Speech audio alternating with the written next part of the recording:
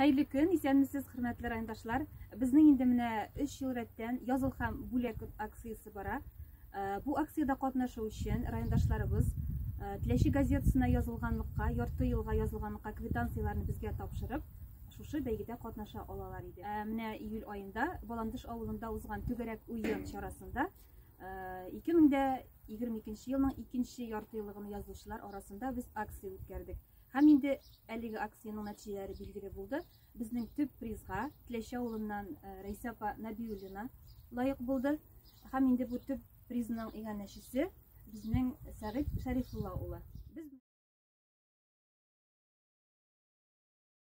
Хөрмәтле райондашларыбыз, хөрмәтле безнең газет укучыларыбыз, дөрестән дә берничә ел рәттән языл һәм бүләк акциясын уңышлыгына эшләтеп киләбез һәм аның чираттагысын менә бүген тапшырабыз.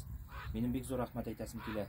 Теләче авыл җирлегендә үзенең эшчәнлеген алып баручы танылган фермер, иганәче,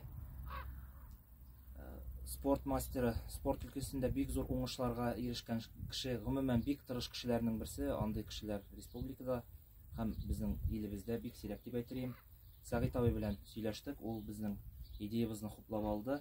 Аңа бик зур рәхмәт әйтәсе килә. Киләчәктә дә аның эшендә зур уңышлар, гаиләсендә тынычлык, иминлек телисе килә. Сәгыйть Шәрифулла, сезгә бик зур рәхмәт безнең Татмедиа акционерлык җәмгыяте исеменнән. Рөхсәт итегез. Сезгә менә шундый кичкенә генә безнең рәхмәт хатыбызны тапшырып китергә.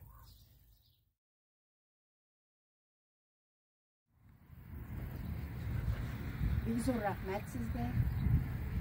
Мине зурлаган өчен Ходай Тәгалә сезне зурласын. Шул сәламәтлек, семьяңда тынычлык, балаларның рәхәтен күреп, исән-сау яшәргә